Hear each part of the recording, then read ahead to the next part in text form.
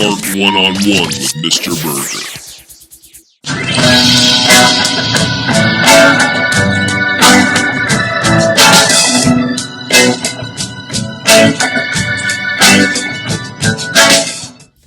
Welcome to Art One-on-One. I am your pod boss, Nichole Jordan, alongside your professional artist and master educator and America's favorite art teacher, Mr.Burgher. You're ridiculous. America's favorite art teacher. Today's episode should be brought to you by Pepsi. The refreshing drink of summer. Mine's mango. And the mango Pepsi is... Actually, I was unsure if the people at Pepsi were going to be able to do it. But by God, they did. Well done, Pepsi. That was pretty good. It's keeping us energized for the podcast ahead. So, yes, we're on the road. Yes. And you're in charge. You're in charge today. We're in the car. The flow. So, it's a little windy out. So if you hear some breezing and winding, it's not Nikki. It's not the pod boss passing air. It's the outdoors. We have a couple things coming up. We've got an art show coming up in May. I'm trying to jump back into showing and getting my work out there and trying to make some sales and stuff. Of course, if you want to buy some things, you can always find me at MrBurgherArt.com. You can look at my designs on Redbubble. You can purchase my artwork by contacting me through Facebook, YouTube, TikTok, Flip Flap, Bing Bong, whatever it is. Message me. Make that happen. The X. I'm on the X. I rarely use it except to talk to Kevin Nash. Is the only thing I basically use that for. Anyway, I have some things. I'm saying we, but really it's me. Yes. So on May the 4th, there's a little show in Des Moines that I'm going to be a part of. You can find information out on that in the Des Moines area. You can contact me directly or find me, look at my posts on social media to find out information on that event. And then I've got some stuff coming up July. The month of July, I've got a one-man show in Creston, Iowa, which is a little bit southern Iowa, but it's a really cool spot. It's called the Historic Art Depot. Can you find it on your phone? I can. Creston, Iowa. It's like this.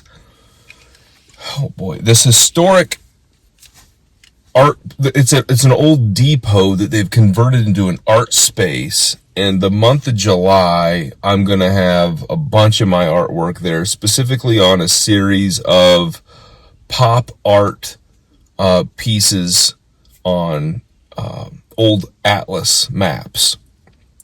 Do you find the name of it? I don't really see what the name of it is. Well, I think you'd have to type in Creston, Iowa art. It says Creston Art Galleries, Creston Arts Center, Creston Arts, Depot. Creston Restored Depot. That's all it says.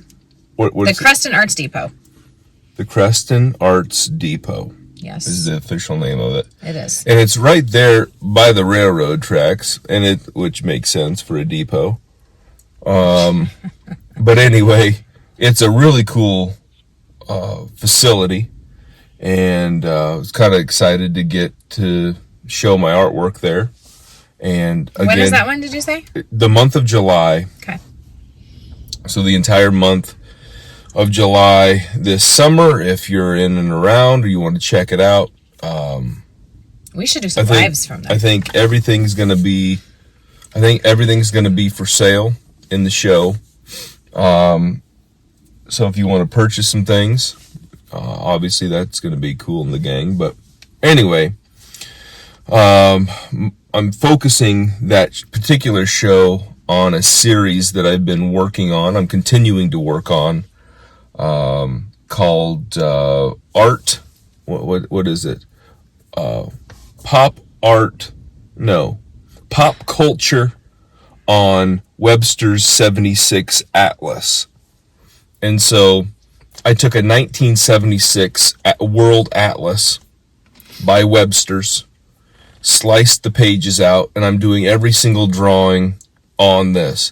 There's a lot of ink, there's a lot of colored pencil, there's a lot of pencil, there's a lot of multimedia.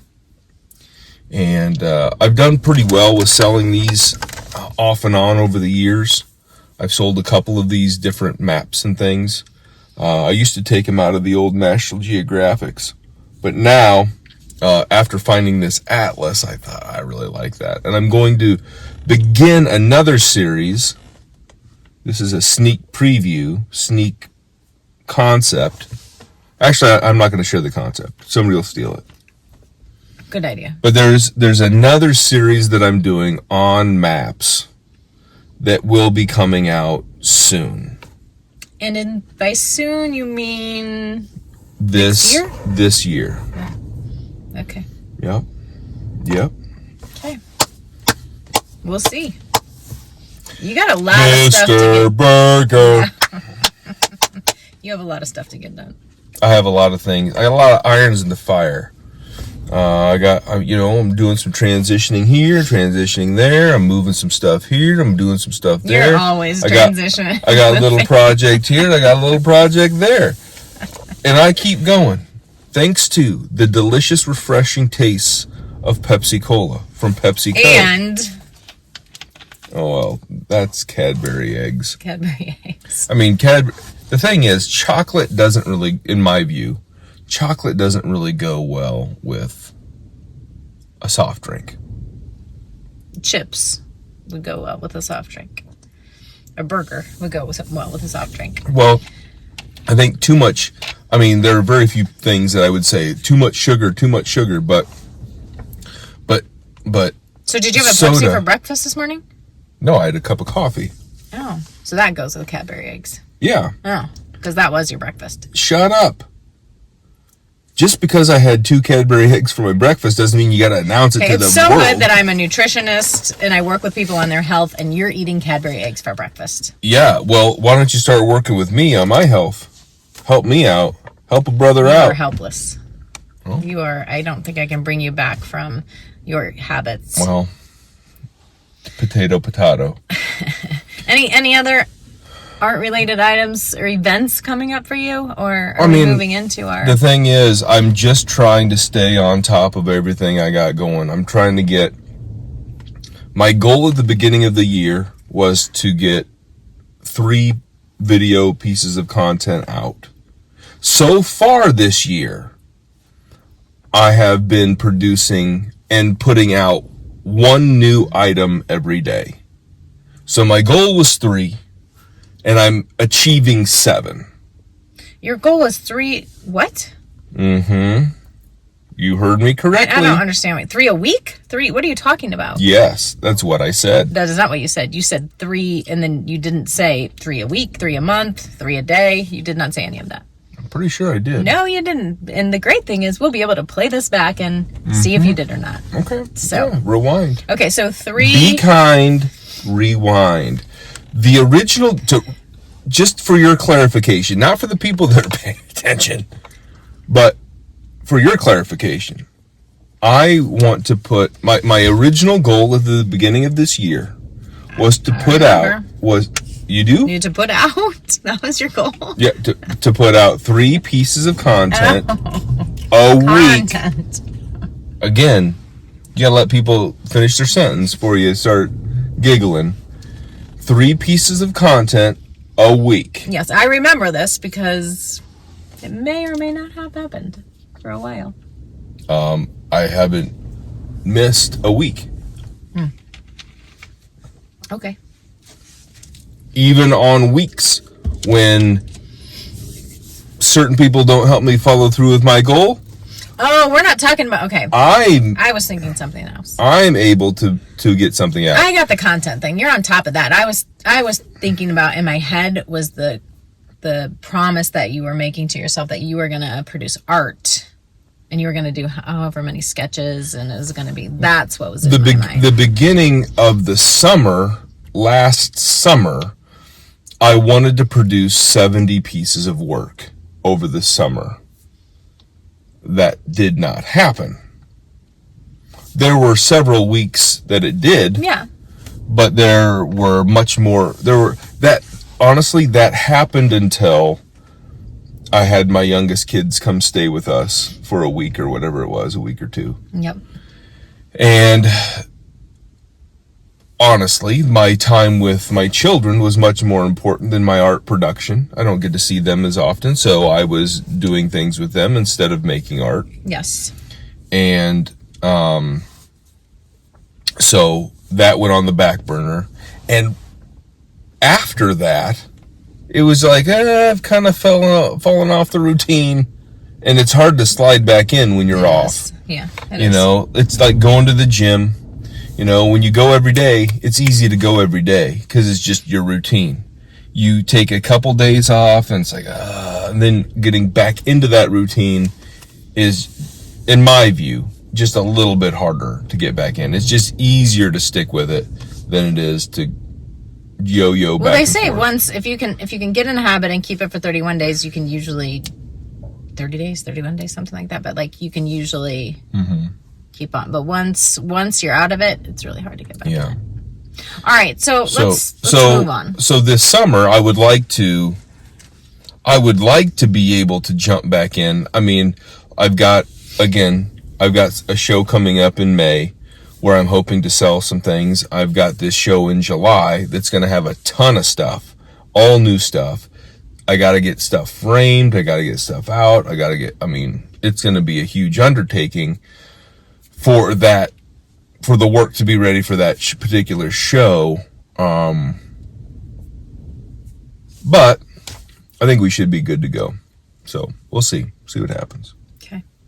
Anyway, but in terms of the content that I'm producing for the Mr. Burgher YouTube, TikTok channel, I don't put stuff out on TikTok as regularly as I have in the past. I used to do 3 posts a day. And, I don't do that. I might do 2 or 3 a week, which is fine. What's your preferred platform? YouTube. YouTube has always been home for me. YouTube has always been home for me. I've been on there since 2007. I would get into it and I'd make content and I'd kind of hit it pretty hard. And then I would, I'm a binge creator and I've been binging for the past 3 years on YouTube now. So it's just kind of like the same thing. Like if I keep up with it, then it's just a machine that keeps on going. Like, again, my initial goal was to have, this content, the podcast content, to have the, like a extended video and a short video. Yeah. One of those every week. And I've been able to maintain the podcast with a couple of exceptions, but I've been able to put content out because we've made so much. I can do like little clips or stuff like that on the rare occasion where we aren't able to create. And again, this is a bit of an experiment. We've never done this from a vehicle. We've never, been on the road. Normally we'd go into like Journey into the Archives, speaking of your videos, right, and our Ask the Art Guides. So, and we aren't going to do those segments today. We're going to kind of mix it up a little bit. And I think I was kind of looking at different topics like I thought would be interesting to people that I didn't know. Okay. And so I'm going to ask you. You're going to quiz me. Yeah, kind of like a quiz. Okay. I would like to know your top, or the top for you, exciting art movements. Ooh, like top 5, top 10. Let's start with top 3. Let's start with top 3 because you tend to talk. So let's start with top 3 and we'll go from there. I tend to talk. Of all time that I like? Yeah. I mean, that's really hard. I mean, that's like saying, pick your favorite child. Okay, well, give me 5 I mean, exciting art movements off the top of your head. I mean, First, do that. Just rattle them off. No, I don't want to do that. Well, I am the pod boss here. You just want me to say them? I just want you to give me 5 exciting art movements right off the top of your head. 5 exciting art movements. Mm-hmm. What is is there any sort of... Just a major art movement. But so there's no qualification as to... What, like, to you, what would be deemed as an exciting one? One that brings joy, like, not joy, They but all like bring when you joy. Think I like all of them. You always are like this when I ask you a question. But you're asking... just name the first 5 that come to your head. Well, name the first 5 that come to my head is way different than my top 5, and that's way different than... I'm right now asking you, give me the first 5 that come to your mind. Okay, exciting art movements. So we're going to try to hit this moving target that is your question. I'll swing back around, but we're going to start there. So 5 off the top of my head. 5 exciting art movements. I'd say pop art. Okay. I'd say surrealism. Are you writing these down? Because I'm not going to remember these when they come up. Pop art, surrealism. We could go with the Renaissance. Okay. We could go with minimalism, and we could go with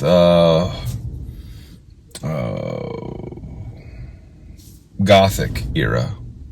Okay. Medieval. Of those 5, art. what are your top 3? Of those 5, I'm going to make it easy for you since you can never make a decision. Of those 5. Of those 5. I could not say. It would be almost impossible for me to... You always do this. Because there's things that I like about all of them. Well, I don't know about... So I love Gothic. That was one of my favorites when we went to the Kansas museum. City. Yeah. Surrealism, I'm familiar with. Minimalism... Minimalist or minimalism? Minimalist is the work, but minimalism is the movement. So, okay, I don't know what that is. I don't know what that one is. So how about it's you like, okay, elaborate on so that minimalism would be making art with very minimal shapes, minimal colors, minimal lines. Minimalism. So the canvas of white on white. Robert Ryman. Minimalism. To the extreme. To the extreme. Where you have a single color, a single shape, a single concept, just very, again, that's the best way I can... Is that a more contemporary, like yes. pop art? Okay. I mean, it's very modern, it's very contemporary, modern art isn't technically modern, but you know what I mean. It's very in the right now.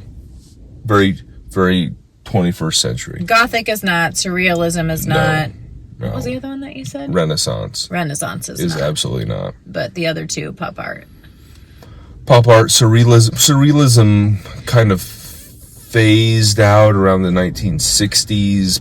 Pop art, kind of the 60s, 70s. See, I feel like pop art would be like one of your top ones for sure. Just knowing like what art you create and the work that I make is called pop surrealism, which is kind of a fusion of surrealism and pop art. It's kind of a hybrid. Okay. What other kinds of art? Is that the main form of art that you do? Yeah. I mean, that's what I would categorize myself as. That's what I would. That's the niche. Yeah, that's kind of where I'm at right now. Kind of working with pop culture symbols and things. People, not people, but people. Movies, video games. That's what came to my mind. Yes. Just like that.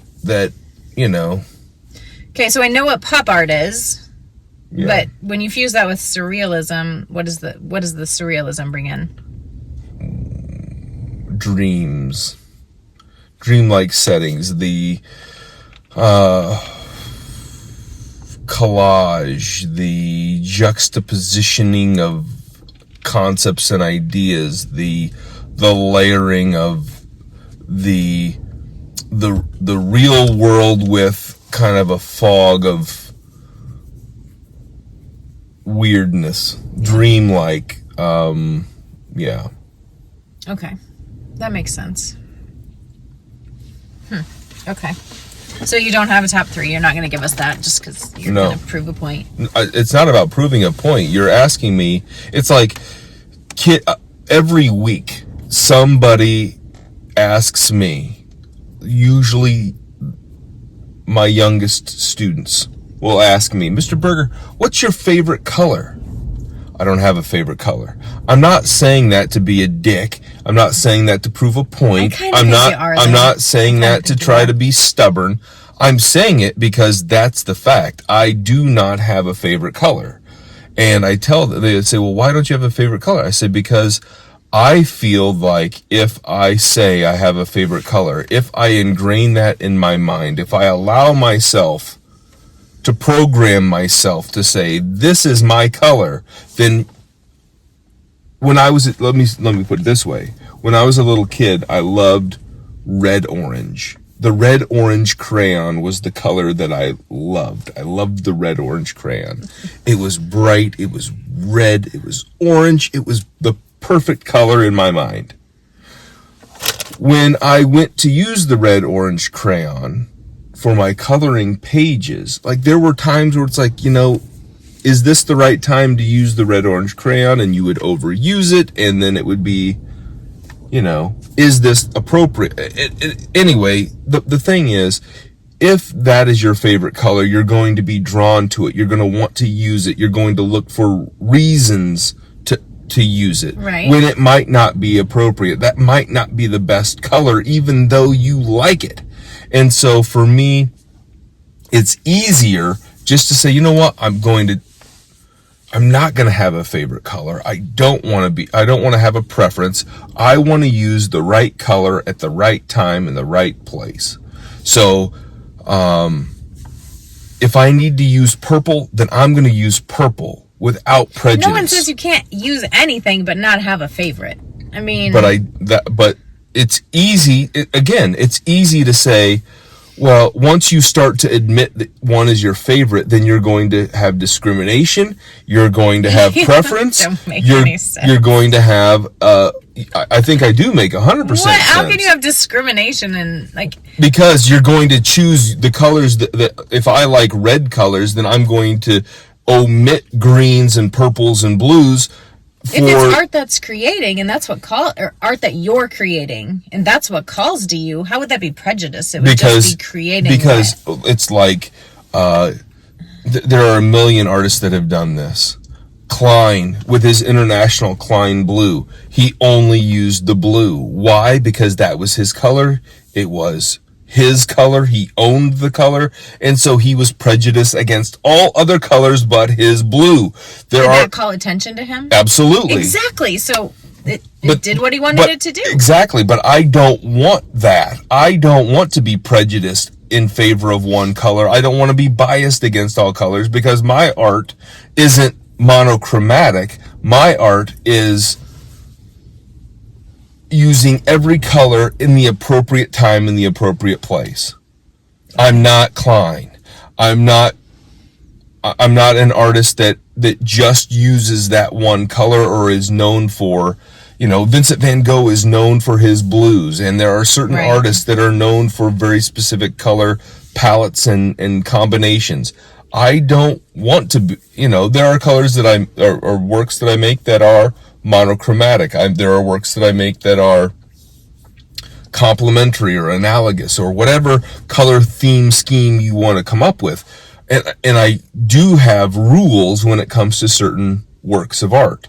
I just showed you a work of art from my that was on my phone that was blue and orange. And you're like, oh, I really like that. Well, that's because I like blues and oranges. And I'm using a very complementary color scheme, and in that I had very specific rules. I was going to use these oranges and I was going to use these blues, and that's what I'm going to use. Just because you love a color doesn't mean you can't use other colors, though. That's what I think. I know that, but I also know that if I have a favorite, I will have those colors that I prefer will have an unfair advantage, and cracking me up. And I will be more likely to use them, and I will want to find ways to embed them into my work, even at the detriment of my work, and I will not do that. I will not do that. There are just some times that I just don't know about you, and this is one of those times. You cannot know about me. You did make me think of, though, when you're talking about favorites, your final four for your artwork. Is that in the works? Is it over? How's that going with your art students? Oh, yeah. There's a video that's going to come out about that. Okay.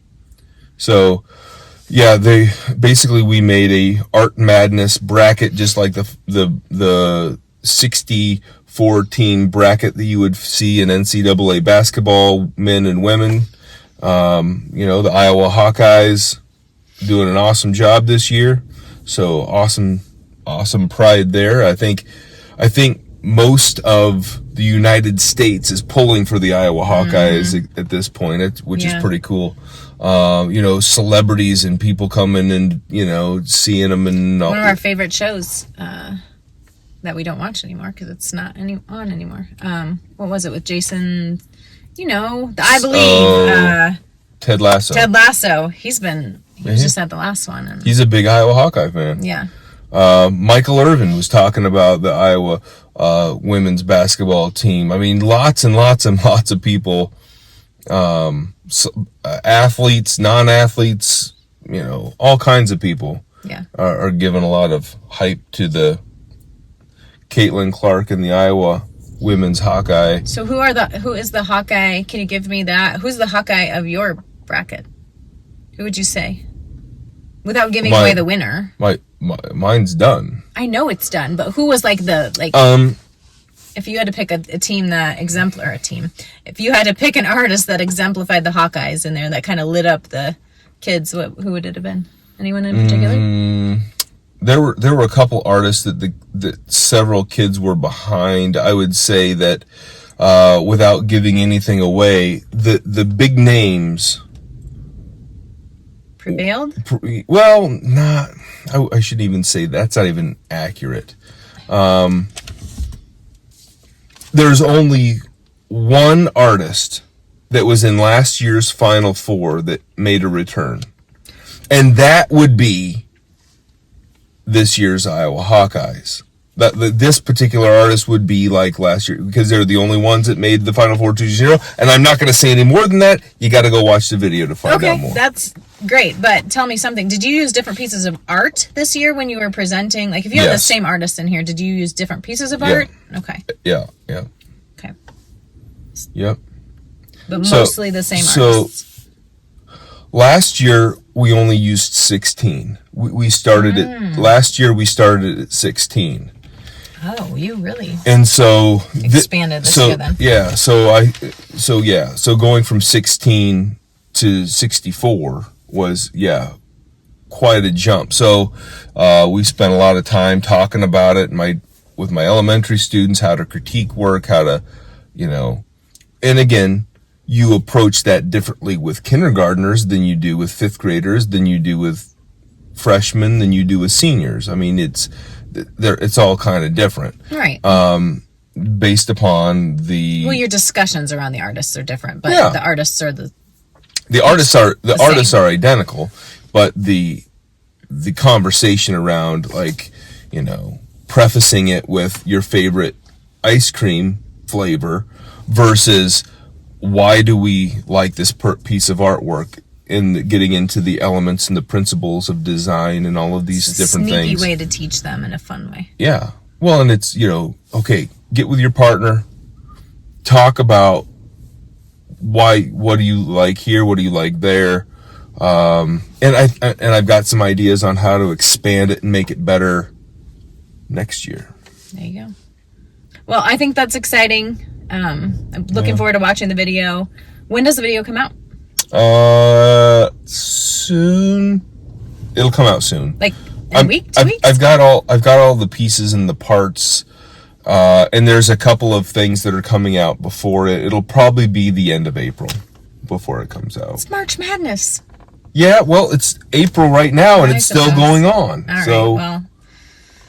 It's Art Madness, not March Madness, by the way. All right, well, look for more. The Art Madness videos should be coming soon. We're going to wrap this one up for now. So thanks for watching. It's a short video today. We appreciate you liking, sharing, subscribing, doing all the things. It's awesome. Yeah. And of course, make sure you leave comments on all of the things we've talked about and let her know how wrong she is about her incorrect opinions. And affirm my correctness. Or agree with me. Well, but you're wrong. So there's that. All right. Thanks for watching. Bye-bye.